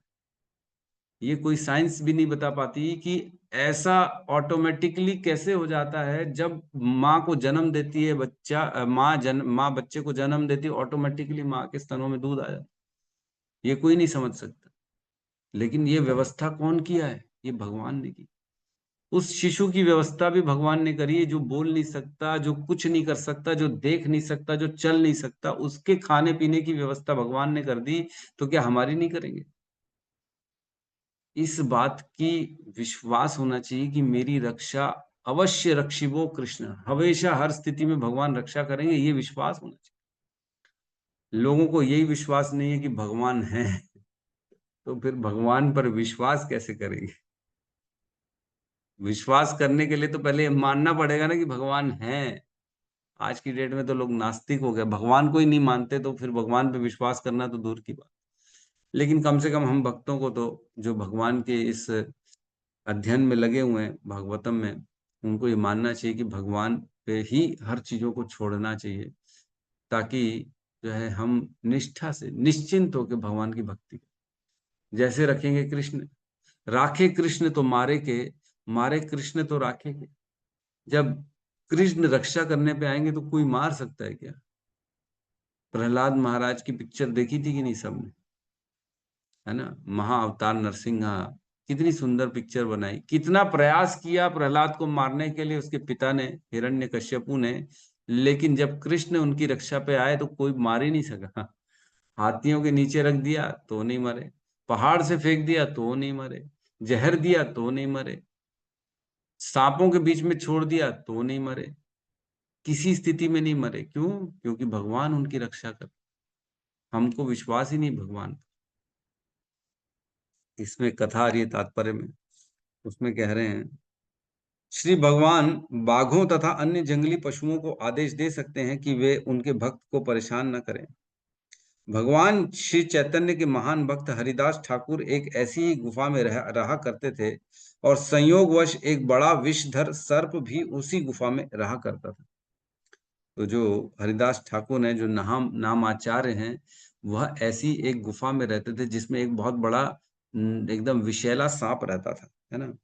और क्या कह रहे हैं, ठाकुर हरिदास क्या कोई प्रशंसक जो नित्य ही उनसे मिलने जाता था सर्प से भयभीत था और उसने ये सलाह दी कि ठाकुर उस स्थान को छोड़ दें। तो जो जाते होंगे लोग वो तो देख लिए, भाई यहाँ पे तो सांप रहता है, इस स्थान को छोड़ो भैया, यहाँ पे तो बहुत मोटा और बड़ा सांप रहता है, जहरीला है। तो उनको सलाह दी कि आप ये स्थान को छोड़ दो। चूंकि उनके भक्त सर्प से भयभीत थे और वे नियमित रूप से उस गुफा में आते थे, अतएव ठाकुर हरिदास ने उनका हित देखकर प्रस्ताव मान लिया। तो हरिदास ठाकुर ने अपनी चिंता न करते हुए, जो उनसे मिलने सेवक आ रहे उनकी चिंता करते हुए, उन्होंने वो स्थान को छोड़ना स्वीकार किया कि कम से कम ये डर रहे बेचारे, इनको कहीं सांप कुछ गड़बड़ न कर दे, इसलिए वो स्थान को छोड़ लिया। किंतु जो ही ऐसा तय हुआ तो सांप उस गुफा के बिल से बाहर निकल आया और सबकी उपस्थिति में उसने उस स्थान को सदा के लिए छोड़ दिया। श्री भगवान जो उस सांप के हृदय में भी वास करते थे, वे आदेश से उस सांप ने हरिदास को वरीयता प्रदान करते हुए उस स्थान को छोड़ने का और उन्हें विचलित न करने का निश्चय किया। तो कह रहे हैं कि भगवान भी उस सांप के हृदय में रहते हैं। तो जैसे ही देखा ये सब हो रहा है, हरिदास ठाकुर को स्थान छोड़ना पड़ रहा है, तो भगवान ने उस सांप के हृदय में ये प्रकाशित किया और उस स्थान को छोड़ने के लिए उसको प्रेरणा दी, और सांप वो स्थान को छोड़ के चला गया। ये सबके सामने हुआ। हरिदास छोड़ के जा रहे थे, सांप से कोई बात थोड़ी करता है, बताता थोड़ी है यार तू रहेगा या तो मैं रहूंगा, ऐसा थोड़ी कोई बोलता है। बोले ठीक है मैं जा रहा हूँ, अब क्या कर सकते हैं, बस भक्तों की यही इच्छा है। तो जाने लगे, तो उसी समय देखा कि नहीं, सांप भी साइड से चला गया। बोले सांप पहले चला गया उनके, क्योंकि हरिदास ठाकुर को नहीं जाने देना चाहते थे। तो ये सब भगवान से प्रेरणा से होता है। भगवान सबकी रक्षा करते हैं, ये विश्वास होना चाहिए। एक श्लोक आता है जिसमें कहते हैं, अनुकूलस्य संकल्पः प्रतिकूलस्य वर्जनम रक्षस इति विश्वासो गोप्तृत्वे वर्णम तथा आत्मनिक्षेपः कार्पण्य षड विधा शरणागति। शरणागति की 6 विधियां बताई गई हैं, 6 चीजें हैं जो हमें शरणागति सिखाती हैं। अनुकूलस्य संकल्पः, अनुकूल व्यक्ति जो भक्ति के लिए अनुकूल है उनका संग करना है। प्रतिकूलस्य वर्जनम, जो प्रतिकूल है, भक्ति के लिए ठीक नहीं है, ऐसे लोगों से दूर रहना। जो हमारे देवी देवता भगवान के प्रति गलत बोलते हैं, जो ये बताते हैं कि नहीं है, ऐसे लोगों से तो दूर ही रहना। उनकी पार्टी तो फिर कहाँ, उनको तो वोट देने की तो बात सोचनी भी नहीं चाहिए। जो हमारे मंदिरों, मठों, संतों का अपमान करें, जो देवी देवताओं को बताते हैं कि कांग्रेस जो है वह कोर्ट में पहुंच गई थी ये बताने के लिए कि राम एक्चुअल में थे ही नहीं। जब राम जन्मभूमि का केस चल रहा था, तब कांग्रेस ने ये लिख के दिया था कि राम है नहीं एक्चुअल में, ये सिर्फ मनोकल्पना है कि राम थे। बताओ, ऐसा कोई अगर पार्टी लिख के दे रही है और उस पार्टी के अगर कोई हिंदू है जो भगवान पे विश्वास करता है, उस पार्टी का मेंबर है, तो फिर क्या मतलब है? किनकी चाटुकारिता कर रहे हो तुम? किसकी? हाँ, प्रभु जी ने लिखा 14 एडवोकेट लग गए थे ये प्रूव करने के लिए कि राम नहीं है ना? ये यही प्रूव करने के लिए लग गए थे ना कि राम नहीं है। राम नहीं, यस, 14 एडवोकेट। वो भी सोचो, ऐसा नहीं है कि केवल मुसलमान, हिंदू भी थे उसमें। हिंदू लोग भी ये प्रूव कर रहे थे कि राम नहीं। क्यों? पैसे के लिए, केवल मात्र पैसे। तो ये तो हिंदुस्तान का हाल हो गया, और हम ऐसे लोगों को अपना नेता बना के बैठे हैं, ऐसे लोगों को वाह वाह कर रहे हैं, उनकी आवभगत कर रहे हैं। बताओ। तो यहाँ कह रहे हैं अनुकूल संकल्प प्रतिकूल वर्जनम, कृष्ण रक्षा करेंगे ये विश्वास। रक्षस तो है ना, ये क्या है? रक्षस इति विश्वासो, ये विश्वास रखना है कि भगवान मेरी हर स्थिति परिस्थिति में रक्षा करेंगे, ये विश्वास होना चाहिए, है ना। तो ये 6 विधियां हैं जिससे हम भक्ति में आगे सरेंडर कर सकते हैं, भगवान के प्रति शरणागति कर सकते हैं। तो इसके तात्पर्य को आप लोग सब पढ़ लीजिएगा, ठीक है। किसी का प्रश्न है तो हम ले सकते हैं। यस, कहिए रामलला प्रभु। हरे कृष्णा प्रभु, जैसे आपने बोला कि कृष्ण अवश्य रक्षा करेंगे, तो मेरा एक मित्र है इसके सेंटर में आता भी, मैं नाम नहीं लूंगा, वो थोड़ा सा हिंदुत्व वाला है ना, कि हाँ बस तलवार खरीदो और मार दो इनको। वो क्या बोलता है कि भगवान भरोसे रहने से नहीं चलेगा। देखो बांग्लादेश में इस्कॉन वालों को क्या हुआ, मार दिए ना, उनको तो सब फिलोसफी पता थी। मैं बोला भाई ऐसा नहीं होता, भगवान पे विश्वास करना ही पड़ेगा। देखो वहां तो मार दिए। वो ये बोल रहा है प्रभु, जितने भी आज हिंदू वाले संगठन वो बोलते हैं भगवान भरोसे रहने से नहीं चलेगा, तुम मार दिए जाओगे। तो बेसिक अब इनकी आइडियोलॉजी क्या होगी, अगर हम भक्ति करेंगे ना तो कुछ नहीं होना था, हमको तलवार उठाना पड़ेगा, अपना अपने बल से अपनी रक्षा करनी पड़ेगी। तो आजकल मैं ये देख रहा हूँ, ये भी एक ट्रेंड, बहुत बड़ा गलत ट्रेंड जा रहा है कि लोग सोचते हैं हम अपने बल से अपनी रक्षा कर लेंगे बिना धर्म को माने। देखो इसमें प्रभु जी एक ये बात जो है ना, एक्चुअल में जब हम पूरा वर्णाश्रम प्रणाली को देखते हैं ना, तो निश्चित तौर से जो ब्राह्मण होते ना, उन्हीं के यहाँ क्षत्रिय ज्ञान लेते थे। शास्त्र का ज्ञान, शस्त्र का ज्ञान क्षत्रिय ब्राह्मणों के यहाँ ही तो सीखते थे। तो ब्राह्मण ट्रेनिंग देते थे क्षत्रियों को, ताकि वह क्षत्रिय जो है इस पृथ्वी में रक्षा करें धर्म की, ठीक है, धर्म के अनुसार जी। लेकिन आज की डेट में क्षत्रिय कौन है? पुलिस वाले हैं, और आर्मी को हम क्षत्रिय कहलाते हैं। लेकिन वो किसके कहने पे है? उनकी जो बेसिकली मास्टर की चलते किसके आदेश से हैं? वो सरकार के आदेश से चलते हैं, और सरकार को खुद को धर्म का ज्ञान नहीं। तो बेसिकली धर्म की रक्षा करने के लिए आज की डेट में कोई क्षत्रिय है नहीं। समझ में आ रहा है? कोई भी नहीं है ऐसा जो धर्म की रक्षा कर ले। इसलिए हम सबको, या बेसिकली जो शास्त्र को फॉलो करते हैं, हमारे में से ऐसे क्षत्रियों को उत्पन्न करना पड़ेगा जो धर्म की रक्षा करें, निश्चित तौर से करना पड़ेगा। तो यह काम ब्राह्मणों का होता है। वह शास्त्र की विद्या भी देते हैं और शस्त्र की विद्या भी देते हैं। तो ऐसे होने चाहिए जिनको हमको शस्त्र की विद्या देनी है, और उनको क्षत्रिय, ऐसे क्षत्रियों को लाना चाहिए जो इस्कॉन की रक्षा करें या मंदिरों की रक्षा करें। क्योंकि ऐसा समय आया था जब स्वयं हिज होलीनेस जय पताका स्वामी महाराज ने गन ली थी, गन खरीदी थी, गन लाइसेंस के साथ वो लेके मायापुर में बैठते थे और फायरिंग करते थे, कोई आ जाए तो मैं अपने मंदिर की रक्षा करूं। तो इससे क्या सीखने को मिलता है? करना पड़ेगा, उठाना पड़ेगा, जरूरत पड़ेगी तो। लेकिन इसका एक सिद्धांत ये बताया गया कि हमको ऐसे ऑटोमेटिक ऐसे होना ही चाहिए कि कुछ क्षत्रिय हों जो धर्म की रक्षा करें। इसकी व्यवस्था हम ही सबको करनी चाहिए। बिना शस्त्रों के तो अर्जुन भी जो है युद्ध नहीं जीते थे। शस्त्र प्रभु की उठाए, लड़ाई की, जैसे तभी धर्म युद्ध जीत पाए। जैसे ये बोला जाता है प्रभु कि हिंदुओं को कुछ अस्त्र रखने चाहिए कि जरूरत पड़ने पे किसी को मारना तो नहीं है, लेकिन जरूरत पड़ने पे काम आएगा। मतलब मैं भी सोचता हूँ कि मैं रखूं, लेकिन इस पे थोड़ा सा मैं विचार नहीं कर पा रहा था मैं। देखो ऐसा है कि मैं ये नहीं बोल रहा कि सभी को शस्त्र उठाना चाहिए, मैं ये नहीं बोल रहा। मैं ये बोल रहा हूँ कि क्षत्रिय ऐसे होने चाहिए जो धर्म की रक्षा करने के लिए खड़े हों। ऐसे व्यवस्था हम सबको करनी चाहिए, ऐसे लोग होने ही चाहिए। क्योंकि हम खुद लड़ना नहीं सीखते, हम लड़ना नहीं जानते, हम तो शास्त्र जानते हैं ना। हम लड़ने बैठेंगे तो हम जो है क्या कर सकते? तो मोदी जी बेचारे हैं, लेकिन मोदी जी तो ठीक है, थोड़ा बहुत सनातन धर्म की रक्षा कर रहे हैं, लेकिन मंदिरों की रक्षा कौन करेगा आगे चल के? व्यवस्था तो करनी पड़ेगी। अभी से थोड़ी सी स्थिति खराब हो रही है। खैर, इस पे हम अभी कुछ कहना नहीं चाहेंगे, क्योंकि बहुत सीनियर लोग हैं, वो लोग सब कहेंगे, हम क्या कह सकते। यस, गौतम बुद्ध प्रभु कहिए। हरे कृष्णा प्रभु जी, दंडवत प्रणाम। प्रभु जी, हाँ। मेरा प्रश्न है कि जैसे कोई भक्ति में प्रारंभ करते हैं, जो नॉनवेज खाते हैं, सिगरेट पीते हैं, तो हम उनको कहते हैं कि ठीक है, आप सिगरेट पिए और नॉनवेज खा रहे हैं तो खाइए, साथ साथ में आप माला भी करिए, ताकि धीरे धीरे जब माला करेंगे तो वो छूट जाएंगे। तो प्रभु जी, जैसे हम अभी साधना भक्ति कर रहे हैं और यहाँ पे जो चीजें बता रहे हैं वो ऊपर के लेवल का है ना प्रभु जी। जब हम गुरु के गाइडेंस में रह के धीरे धीरे हम आगे बढ़ेंगे, तब वो चीजें हम ऑटोमेटिक थोड़ा सा उन सब चीजों से वैराग्य आएगा। अभी स्टार्टिंग में जैसे हम अभी भक्ति कर रहे हैं तो हमको बोलते हैं कि माला में ध्यान देना है, भगवत गीता भागवतम जो नियम है उसको पालन करना है। तो प्रभु जी, अगर एकदम से अगर हम अभी चीजें छोड़ देंगे, अभी हम गृहस्थ में घर में सारी चीजें हैं, तो और भक्ति भी अभी उतना उन्नत नहीं है, तो मतलब बेसिक से ही हमको धीरे धीरे आगे बढ़ना पड़ेगा ना प्रभु जी, तब जाके वो चीजें ऑटोमेटिक आएगा कि हाँ, अब ये सारी चीजें करना है। यस, प्रभु का कहना है कि छोड़ना पहले फिर भक्ति करना, ऐसा नहीं है।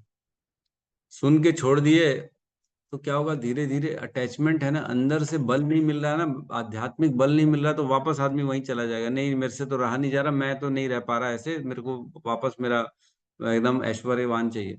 तो बेसिकली कब छोड़ना है? जब धीरे धीरे आध्यात्म की शक्ति बढ़ रही है हमारे अंदर, तो खुद ब खुद ये शक्ति मिलती है और व्यक्ति धीरे धीरे सब चीजों को छोड़ना चालू कर देता है।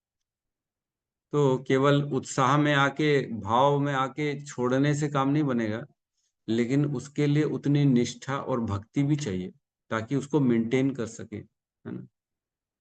तो भक्ति जितनी जितनी प्रगाढ़ होगी, जितनी जितनी शुद्ध नाम जप होगा, तब धीरे धीरे देखेंगे हम इन सब के प्रति वैराग्य आना चालू हो जाएगा। एक बार सुन लिया ना, हाँ ये तो कर सकता हूँ, मेरे को कोई प्रॉब्लम नहीं है, मैं नीचे सो सकता हूँ, मेरे को कोई प्रॉब्लम नहीं, तो आदमी नीचे सोना चाहता। लेकिन जब तक सुनेगा नहीं, भक्ति नहीं कर रहा, नाम जप नहीं कर रहा, तो नीचे नहीं सोएगा। अरे नीचे क्यों सोऊंगा मैं? हम नहीं सोएंगे, हम जी अपने बेड पे सोएंगे जी, हम क्यों सोएंगे? तो इस तरह की बातें आ जाती है। वो शक्ति मिलती है अध्यात्म से, और ज्ञान मिलता है श्रवण करने से। जैसे जैसे श्रवण करेंगे, धीरे धीरे आदमी उन पथों को फॉलो करना चालू हो जाता है, क्योंकि वह नाम जप कर रहा है, उसके पास भक्ति है, शक्ति है, दोनों। ठीक है प्रभु। हाँ, प्रभु जी एक चीज और पूछना था। जैसे प्रभु जी आपने पहले भी बताए हैं, जैसे कपड़े वगैरह होते हैं हमको किसी के पहनने नहीं होते हैं, लाइक जो पहने हुए हैं, और जैसे यहाँ पे बताया कि थोड़ा बहुत जैसे अपने तन ढकने के लिए वो पहन सकते हैं, तो प्रभु जी इसको कैसे हम समझ सकते हैं? देखो ऐसा है कि कपड़े, दोनों में बहुत बड़ा भेद है। दोनों में हमको एक्चुअल में, देखो मैं दोनों को अलग अलग बता रहा हूँ। हमको किसी और के कपड़े नहीं पहनने चाहिए, क्योंकि उन कपड़ों में चेतना होती है उस व्यक्ति की, और जैसे हम उनके कपड़े पहनते हैं तो उनकी चेतना हमारे ऊपर हावी होती है और हमारे अंदर प्रभाव करती है हमारी चेतना को, और हम धीरे धीरे उनकी वृत्तियों को अपने अंदर स्वीकार करना चालू कर देते हैं। हम भी धीरे धीरे वैसा बन जाते हैं जिसके कपड़े पहनते हैं। इसलिए कपड़े नहीं पहनने चाहिए दूसरों के। लेकिन यहाँ कहा हुआ है कि रोड में पड़े हुए कपड़े उसको पहन लो। ये उन्नत लोगों के लिए, उस स्थिति में पहुंच गए हैं वो लोग, केवल उनको अपने मतलब जो केवल गुप्तांग है उनको ढकना है, और कुछ नहीं। उनको कोई संसार से लेना देना नहीं है। उनकी चेतना इतनी ऊपर पहुंच चुकी है कि उनको किसी चीज का कोई प्रभाव नहीं पड़ता। वो पूरे रूप से काम, क्रोध, लोभ, मोह, मद, मात्सर्य से परे हो चुके हैं। उनकी स्थिति तो जो है निर्गुण अवस्था में पहुंच चुके हैं।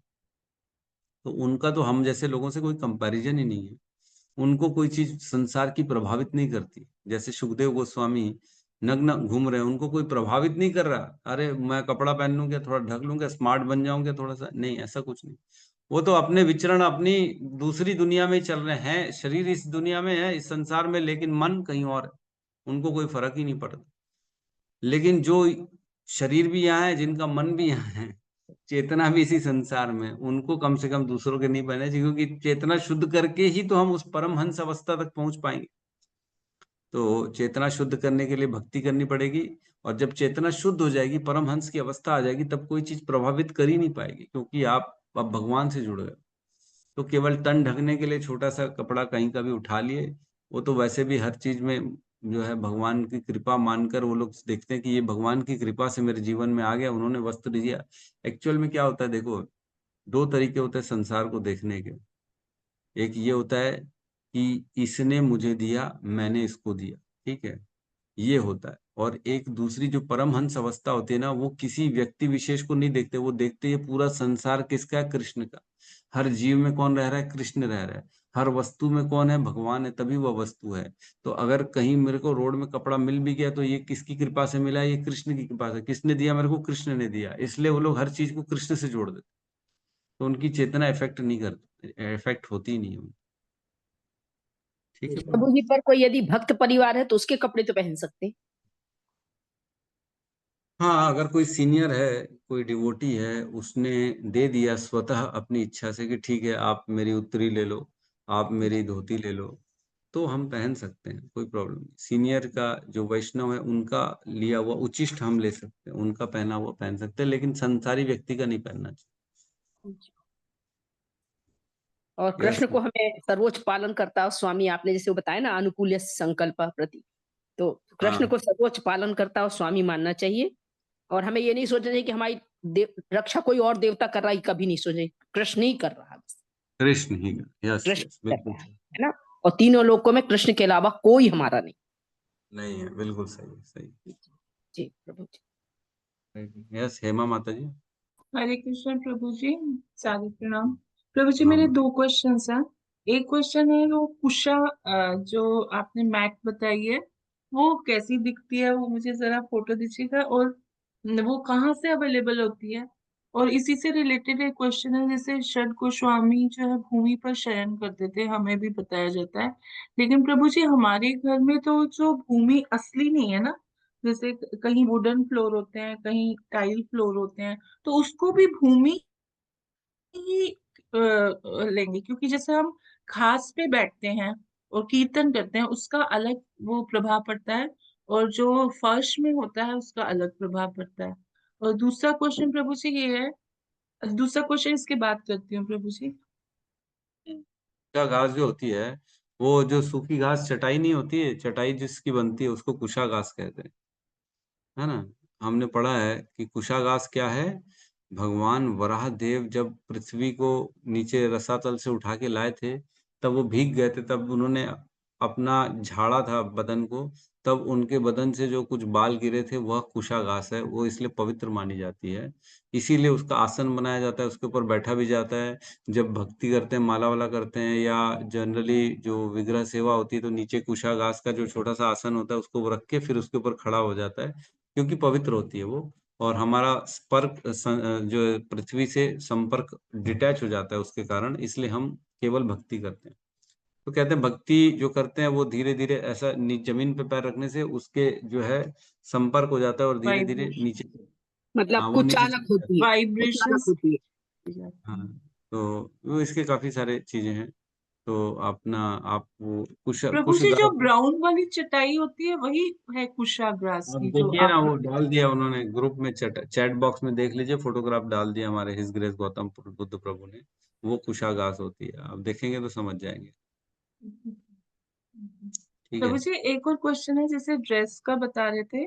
मैं ईस्ट ऑफ कैलाश गई थी तो 2 बार मैंने देखा, जैसे कॉलेज से बच्चे आते हैं तो उसमें हमारे मंदिर में जबकि ड्रेस कोड को वो नहीं करते, इतना प्रेफर नहीं करते, तो मैंने देखा 2 बार कि मुस्लिम में कर्ल आई हुई है और वैसे ही वो नकाब और वो पहन के आई हुई है, तो अंदर वो कोई कुछ कहते नहीं। तो हमारे मंदिरों में भी ऐसा होना चाहिए ना, क्योंकि सिखों में है, क्रिश्चियंस में है। और मैंने एक बार कालका जी बहुत पहले, अब तो नहीं जाती, बहुत पहले वहां पे भी मुस्लिम अपने ही गाउन में, ब्लैक गाउन में जाके दर्शन करते हैं। तो प्रभु जी हम लोग अपने उसमें ये इतने स्ट्रिक्ट क्यों नहीं होते हिंदू? तभी तो ये परेशानी है ना माता जी, हमारे हिंदू धर्म में बताया गया है कि हमको सबको स्वीकार करना है। वसुदेव कुटुंबकम, ये पूरा संसार किसका है? कृष्ण का है। हमको सबके अंदर कृष्ण को देखना है, चाहे वो हिंदू हो, मुस्लिम हो, सिख हो, ईसाई हो, सबके अंदर कौन है? परमात्मा रूपी कृष्ण है। इसलिए हम भेद नहीं करते हैं, क्योंकि हमारा जो धर्म है, हमारे शास्त्र महान है, वो बड़े उदार हैं, सबको स्वीकार करते, सब पे कृपा करने की यही संस्तुति देते कि आप सभी जीवों पे कृपा करो। यही तो बताया जाता है ना, संसार दावा नल लीढ़ लोक कारण तारण कारुण्य घन घनत्वम, कि सभी पे कृपा करो। हमारे गुरु सब पे कृपा करते हैं, चाहे हिंदू हो, मुस्लिम हो, उस पे परे हैं वो लोग इन सब चीजों से। तो इसलिए हम तो सबको स्वीकार कर लेते हैं। लेकिन प्रभु जी ड्रेस को तो हम कर ही सकते हैं ना। अभी तो 1-2 को मैंने देखा, 2 गर्ल्स को देखा। अभी 1 साल बाद फिर वो ग्रुप ही आ जाएगा ना फिर मुस्लिम का। फिर धीरे धीरे हिंदू लड़कियां सोचने लगेंगी बहुतायत में कि भैया हम भी ऐसे पहन के आए, क्योंकि काला जो है वो सबका फेवरेट होता है। सारे आजकल हिंदू भी काली काली टी शर्ट, काला काला पहनते हैं, हर ओकेजन में काला पहनते हैं। तो आप ये बताइए, अभी तो मैंने 2 देखी है ना, तो अभी 6 महीने बाद वो 6 हो जाएंगी, फिर उसके 6 महीने बाद वो एक 30 हो जाएंगी, फिर वो ग्रुप हो जाएगा। फिर हिंदू भी कहेंगे कि क्या है कि एक मुस्लिम जब ऐसे पहन के आ सकती है नकाब पोश, तो हम भी पहनेंगे फैशन में, हम भी वो सेल्फी लेंगे। और मैंने सेल्फी भी लेते हुए देखा है। तो ये हम कैसे मान सकते हैं? इस्कॉन में ये अलाउ नहीं होना चाहिए। देखिए, अब ये तो सीनियर्स के डिसीजन है कि क्या अलाउ होना चाहिए, क्या नहीं होना चाहिए, इस पे मैं टिप्पणी नहीं कर सकता। लेकिन एक इस प्रश्न में हम तर्क रख सकते हैं। आज 2 आई हैं, आप कह रहे हैं कल 6 आएंगी, परसों 12 आएंगी, तो हिंदुओं की तादाद नहीं बढ़ेगी क्या? आज जो 15 हिंदू आ रहे हैं वो भी तो कल 30 होंगे, वो भी तो कल 50 100 होंगे। तो ये इस पे कंफ्यूजन भी हमको बढ़ेगा ना प्रभु जी आगे। कन्फ्यूजन नहीं बल्कि क्लैरिटी बढ़ेगी। मंदिरों में तो, ये हमारे इस्कॉन में तो शिला प्रभुपाद की कृपा से क्लैरिटी बढ़ाई जाती है, शास्त्रों का ज्ञान दिया जाता है। जो आज बुर्का पहन के आई है ना, वो कल बुर्का छोड़ के माला उठाने वाली है। ऐसा होने वाला है, हमने तो देखा है, हमारे रायपुर में ऐसा हुआ है, काफी लोग हुए हैं जो माला करते हैं और उनका नाम है, जो है, जो भी हम जानते हैं वो नाम है। तो इस तरह के लोग हैं, हमने देखे हैं। और even his holiness Gopal Krishna Goswami Maharaj ने पाकिस्तान में जाके प्रचार किया, बहुत सारे मुसलमानों को वापस हिंदू बनाया। उनको जो है उन्होंने माला दी, उनको भगवान का नाम दिया, वहाँ मंदिर है, वहाँ बेस है।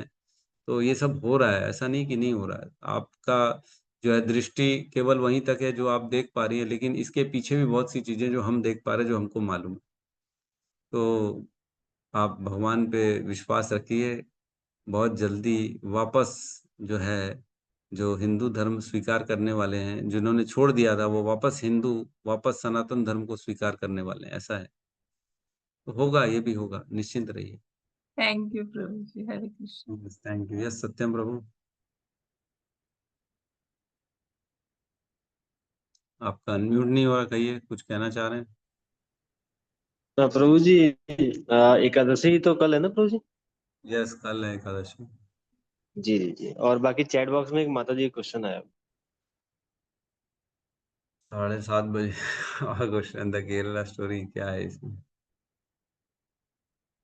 हाँ, राधिका माता जी का प्रश्न है, प्रभु माया से कैसे बचें, निद्रा बहुत आती है, कैसे दूर हो, सब जानते हुए भी वही गलतियां होती ही रहती हैं, कैसे बचें? यस, तो निद्रा तो आएगी आएगी माता जी, और ये तो बहुत ही जो है रोज की हमारी चर्चा है, रोज का युद्ध है अपने से, कि कैसे हम भगवान में निष्ठ हों, अपनी जरूरतों, अपनी निद्रा, अपनी अन्य अन्य चीजों पे जो है जो विजय प्राप्त करें, और भगवान के नाम को करें, भगवान का नाम जप करें।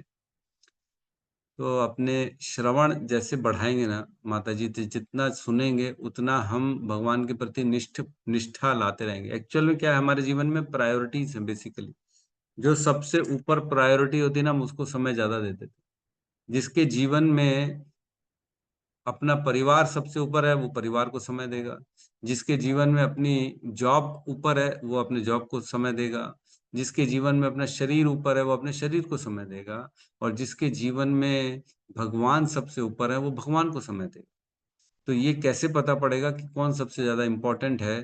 तो इसके लिए हमको श्रवण करना अति आवश्यक है। जैसे जैसे श्रवण करेंगे, वैसे वैसे पता पड़ेगा कि भगवान को जीवन में रहना कितना ज्यादा जरूरी है। भगवान के बिना हम कुछ है ही नहीं, कुछ कर ही नहीं सकते। तो जैसे जैसे पता पड़ेगा, हम भगवान को ऊपर लाएंगे, प्रायोरिटी में सबसे टॉप में आएंगे, और हम भगवान की सेवा के लिए फिर माला जप करेंगे, सब करेंगे, बाकी चीजें सेकेंडरी हो जाएंगी। तो श्रवण करने से व्यक्ति की क्लैरिटी बनती है, और क्लैरिटी बनने से वह दृढ़ता से भगवान के भजन में लगता है ना। येषाम तु अंत गतम पापम जनानाम पुण्य कर्मणा ते द्वंद्व मोह निर्मुक्ता भजते माम दृढ़वता। ऐसे लोगों के जीवन से द्वंद्व और मोह सारे क्लियर हो जाते, बाहर हो जाते हैं, और भगवान की दृढ़ता से भक्ति में लगता है। वो कौन? जिनके जीवन से पाप खत्म हो चुके, पुण्यों का उदय हुआ है। वो कैसे होगा? श्रवण से होगा। जैसे जैसे श्रवण करेंगे, सारे पाप खत्म हो जाएंगे, और भगवान की भक्ति उदय होगी। यस्याम वैश्वर्य माणा नाम कृष्णे परम पुरुषे भक्तिर उत्पद्यते पुंसाम शोक मोह भयापा। जैसे जैसे सुनेंगे, वैसे वैसे भगवान की भक्ति उत्पन्न होगी, एकदम उमड़ पड़ेगी अंदर से, हृदय से, कि नहीं नहीं, अब तो मेरे को माला करनी, नहीं नहीं, अब तो मेरे को इनकी सेवा करनी, ठीक है, बाकी सारे काम बाद में करूंगी, पहले इसको करूंगी। तो ऐसे धीरे धीरे सुनने के बाद ही ये होता है। और लगे बने रहिए, सारे उत्तर आपको मिल जाएंगे हमारी क्लास में, है ना। ठीक है, तो हम यहाँ पे, समय अत्यधिक हो गया, आज 7:30 बज गए हैं। हम यहाँ पे क्लास को क्लोज करते हैं, सब मिलके हरे कृष्ण महामंत्र का जप करते हैं। हरे कृष्णा हरे कृष्णा कृष्णा हरे हरे हरे हरे। समस्त भक्त वृंद की जय। जगत गुरु शील प्रभुपाद की जय। पिताई गौर प्रेमानंदे हरि हरि बोल। हरे कृष्णा प्रभु जी। हरे कृष्णा प्रभु जी, थैंक यू। हरे कृष्णा, दंडवत प्रणाम। हरे हरे कृष्णा। कृष्ण।